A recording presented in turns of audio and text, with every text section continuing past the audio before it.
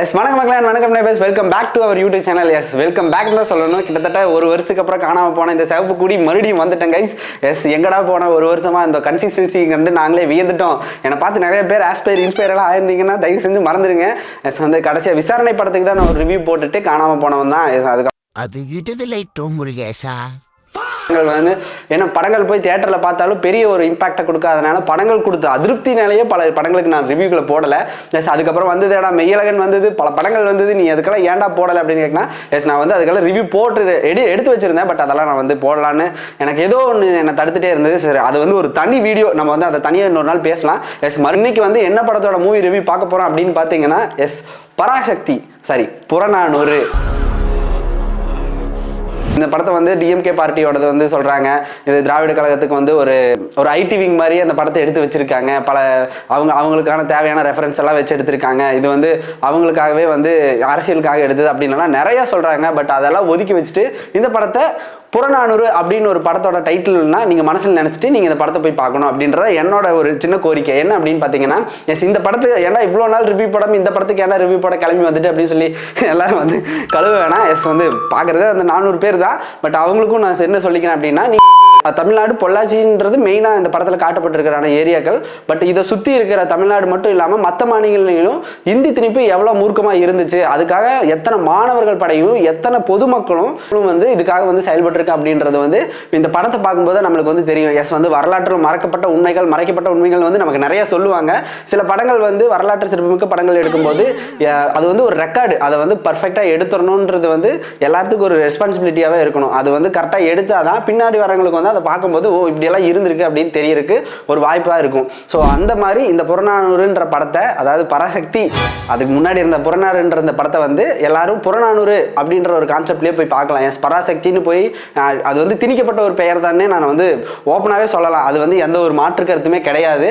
ஏன்னா வந்து படத்தில் சில காட்சிகள் மட்டும்தான் வந்து சொன்னதுக்காக வச்சிருக்காங்க அப்படின்றது தெளிவாக தெரியுது. அதை விட்டுட்டு ஒதுக்கி வச்சுட்டு புறநானூறு அப்படின்ற ஒரு மூவி டைட்டிலோட நீங்கள் அந்த படத்தை அணுகுனீங்க அப்படின்னா எஸ் கண்டிப்பாக அந்த படம் வந்து உங்களுக்கு ஒரு நல்ல எக்ஸ்பீரியன்ஸே கொடுக்கும். ஏன்னா படத்தில் வந்து நிறைய அட்வான்டேஜஸும் டிஸ்அட்வான்டேஜஸ் வந்து நிறைய சொல்கிறாங்க. அதாவது படத்தில் ஒர்க் அவுட் ஆகாத விஷயங்கள் நிறைய சொல்கிறது என்னன்னா, ஃபர்ஸ்ட் ஹாஃபில் தேவையில்லாத லவ் ட்ராக் போயிட்டு இருக்கு. இவர் வந்து தமிழுக்காக போகிறவருக்கு வந்து இவருக்கு எதுக்கு லவ் ட்ராக்கு, இவருக்கு எதுக்கு இது எனக்கு வந்து புரியவே மாட்டேங்குது.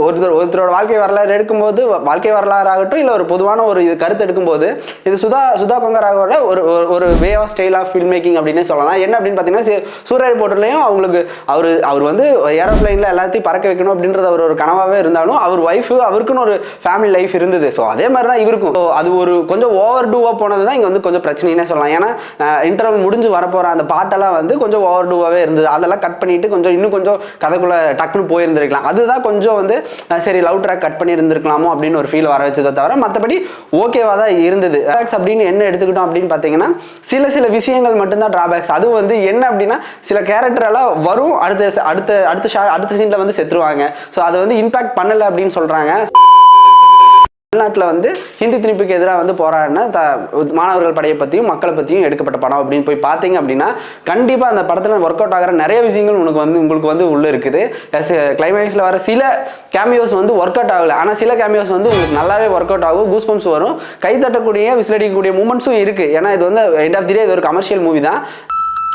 மொழியோட முக்கியத்துவம் என்ன அப்படின்றது இந்த படத்தை பார்த்ததுக்கு அப்புறம் நிறைய பேருக்கு தெரியும். எஸ் இன்னைக்கு வந்து இந்தி தெரியாது போடா அப்படின்னு ஒரு டிஷர்ட் போடுறது ஒரு ஃபேஷனாக வந்து பார்த்தவங்களுக்கு நிறைய பேருக்கு தெரியாது. இதுக்கு பின்னாடி இந்த மாதிரி எல்லாம் நடந்திருக்கு, இத்தனை பேர் உயிர் விட்டுருக்காங்க, உயிர் தியாகம் பண்ணியிருக்காங்க, இதுக்காக இத்தனை பேர் போராடி இருக்காங்க, இதனால தான் இவங்களுக்கு இதெல்லாம் வந்துச்சு அப்படின்னு சொல்றதே வந்து ஒரு பெரிய வந்து அரசியல் தான். இதை வந்து நீங்கள் ஏன் தெரிஞ்சுக்கணும், இதை நான் தெரிஞ்சுக்கிட்டு என்ன பண்ண போறேன்றதில்ல. ஒருத்தனோட சொல்லிக்கிட்டே இருக்கிறதா, ஒருத்தனோட மொழி அழிக்கப்படுது அப்படின்னா அவனோட அடையாளம் அழிக்கப்படும், அவனே அடிமையாக்கப்படும் அப்படின்றதா உண்மை அப்படின்றதே சொல்லலாம். வந்து இதுல சொல்லலாம், இதுல வந்து பேரையெல்லாம் எடுத்து திராவிடம் வச்சுக்கிட்டாங்க, திராவிட கழகங்கள் எடுத்து வச்சுக்கிட்டாங்க அப்படின்னு சொல்லலாம். வந்து இந்த போராட்டம் நடந்து இந்த மொழிப்போருக்காக எல்லாரும் கையெழுத்து போட்டு எல்லாரும் மக்கள் வெளியே போராடும் போது இந்த திராவிட கழகங்களோட முக்கியமான தலைவர்கள் வந்து கைதாகி சிறைச்சாலையில் இருந்தாங்க. அவங்களோட ஐடியாலஜி எடுத்துக்கிட்டு தான் இவங்க வந்து போராடிக்கிட்டு இருந்தாங்க அப்படின்றது நம்ம ஏற்றுக்கிட்டு தான் ஆகணும். சில விஷயங்கள் வந்து நம்ம ஏற்றுக்கிட்டு தான் ஆகணும். பட் அது வந்து அவங்க அப்படி இருந்தாங்க, அந்த டயத்தில் அந்த பீரியட்ல அப்படி இருந்தாங்க. இவங்க சில பேர் சொல்றாங்க காங்கிரஸுக்கும் இவங்களுக்கும் கூட்டணி தானே, இவங்க அவங்களே ஆப்போசிட்டா எடுத்துக்கிறாங்க அப்படின்னு. அவங்க இப்போ கூட்டணியா இருந்தாலும் வந்து ஏத்துக்கிட்டு இருந்த பார்ட்டிஸ் தான் ஆப்போசிட் பார்ட்டியா இருந்தாங்க. ஸோ இந்த மாதிரி முரண்களை சரியான விதத்தில் புரிஞ்சுக்கிட்டீங்க, சரியான விதத்தில் மாற்றி நீங்கள் பார்த்துக்கிட்டீங்க அப்படின்னாலே இது ஒரு நல்ல படமாக, நல்ல கருத்துள்ள படமாக புரியும். எஸ் வந்து கருத்து நீ என்ன சொல்கிறோம் அப்படின்னா, எஸ் மொழி எவ்வளோ முக்கியம் நமக்கு, அந்த இந்த தியாகங்கள் நடந்திருக்கு இந்த ஊரில், எத்தனை பேர் கொண்டிருக்காங்க, அதே கேள்வி வந்து வேறு விதத்தில் கேட்கும்போது அது கன்ஃபியூஸ் ஆகுறாங்க மாணவர்கள் அப்படின்ற இன்னைக்கு இருக்கிற பிரச்சனை. இது 1960ஸ்லேயே இருந்திருக்கு. அப்போ இருந்த இன்டர்வியூஸ் ஆகட்டும், அப்போ இருந்த மணி ஆர்டர்லேருந்து எல்லாத்துலேயும் இந்த மாதிரி குளறுபடிகள் நடந்திருக்கு. அதுக்கெல்லாம் எதிர்த்து போராடின மக்கள்னால தான் நம்ம இன்னைக்கு அதாவது மும்மொழி கொள்கை வேண்டாம், நமக்கு இருமொழி கொள்கை போதும், தமிழ்லே இல்லாத அளவுக்கு நிறைய பேர்த்து இங்கே கொண்டு கூச்சிருக்காங்க.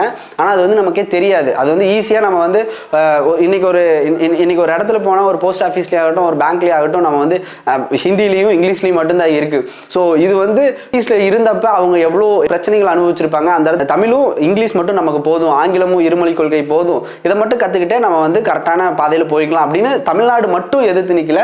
இதை சுற்றி இருக்கிற மற்ற ஸ்டேட்ஸ், ஆந்திராவாகட்டும், கேரளாவாகட்டும், பெங்காலி, எல்லா நாடுகளும், எல்லா மாநிலங்களும் இதுக்காக எதிர்த்து நின்றுருக்காங்க அப்படின்றது இந்த படத்தை பார்க்கும்போது உங்களுக்கு தெரியும். ஏன்னா வந்து இன்னைக்கு ஸ்டண்டரில் என்ன நினச்சிட்டு இருக்காங்க, மற்ற ஸ்டேட்லாம் என்ன நினச்சிட்டு இருக்காங்க அப்படின்னா, தமிழ்நாடு மட்டும்தான் இதுக்கு ஒத்துக்க மாட்டேங்கிறாங்க, மற்ற எல்லாரும் வந்து ஒத்துக்கிறாங்க, இது வந்து தமிழ்நாடு மட்டும்தான் அப்போஸ் பண்ணிகிட்டே இருக்குது, எப்போ பாரு இவங்க மட்டும் ஒட்டாமையாக இருக்காங்க, நம்ம நாட்டுக்கு விரோதமாக இருக்காங்க அப்படின்லாம் நினைக்கிறாங்க. That's totally wrong. சர்க்காஸ்டிக்காக சில இடத்துல எல்லாம் வந்து ஒரு காமெடிஸ் வச்சுருப்பாங்க. அதாவது இலையில தடபுடலாக விருந்து வச்சு கூட்டு பொரியல் அவியல்னு இருக்கிறதா இந்தியா, இதை போய் பிரிக்க பார்க்குறாங்க அப்படின்னு சொல்கிறதெல்லாம் வந்து அவ்வளோ தீர்க்கமான தெளிவான அரசியலை வந்து பேசுது.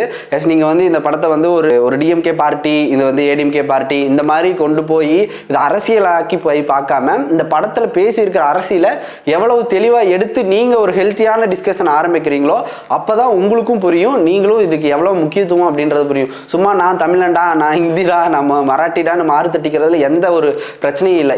இங்கே வந்து இதுக்காக நீங்கள் இங்கே இருக்கிற இந்த ப்ரிவிலேஜுக்காக இங்கே எத்தனையோ பேர் உயிரை விட்டுருக்காங்க அப்படின்றத நீங்கள் யோசிச்சு பார்த்தீங்க, ப்ரிவிலேஜோட அர்த்தமே உங்களுக்கு புரியும். எஸ் நான் வந்து எங்கெங்கேயோ ஆரம்பித்து எங்கெங்கேயோ போயிட்டு வரேன். பட் வந்து கடைசியாக என்ன சொல்ல வரேன் அப்படின்னா, புறநானூறு அப்படின்ற படத்தை போய் பாருங்க. பராசக்தி என்னடா படத்து பேர் பராசக்தின்னு வச்சிருக்காங்க, நீ புறநானூறுன்ற படத்தை பாரு, புறநானூறு படத்தை பாரு, சம்மந்தம்லாம் ட்ராக் ஓட்டுறியாடா அப்படின்னு கேட்க வேணாம். ப்ளஸ் வந்து நீங்கள் படத்தை பார்த்தீங்க அப்படின்னா உங்களுக்கே நல்லா தெரியும், புறநானூறுன்ற படம் தான் உங்கள் கண்ணுக்கு வரும். அது பராசக்தின்ற படம் வந்து உங்கள் கண்ணுக்கு தெரியாது. ப்ளஸ் வந்து என்னடா ஒரே பேரை வச்சுட்டு நான் எப்போ மாற்றி பார்க்குறது அப்படின்னா, கண்டிப்பாக நீங்கள் வந்து அதை டிஃப்ரென்ஷியேட் பண்ணி பார்த்து அது ஒரு ஹெல்த்தியான ஆர்குமெண்ட்டாக இந்த சொசைட்டியில் உருவாகுது அப்படின்னா கண்டிப்பாக அந்த சொசைட்டியும் மாறும், சொசைட்டியில் இருக்க பீப்புள்ஸும் மாறுவாங்க. வந்து ரிவ்யூவில் நீ சொல்லாமல் உன் கருத்து என்னென்னமோ சொல்லிட்டு இருக்கியாடா அப்படின்னு கேட்க வேணாம். எஸ் இதுதான் என்னோட ரிவ்யூன்னே நான் சொல்ல வரேன். நான் பேசிக்கிட்டே இருப்பேன். இது இப்போவே நான் கதையை விட்டு வெளியே போய் தான் நிறைய பேசியிருக்கேன். இதுலேயே நிறைய கட்ஸ் எல்லாம் போட்டு தான் நானும் சென்சாருக்கு அனுப்பி தான் போடணும். எஸ் தேங்க்ஸ் ஃபார் வாட்சிங். இன்னும் நிறைய வீடியோஸ் வந்து போடுறேன். பின்னாடியே வந்து சில படங்களும் பார்த்து வச்சுருக்கேன். அதுக்கெல்லாம் சின்ன ரிவ்யூஸ் தான் நான் வந்து ஆட் பண்ணுறேன். தேங்க்ஸ் ஃபார் வாட்சிங். பை.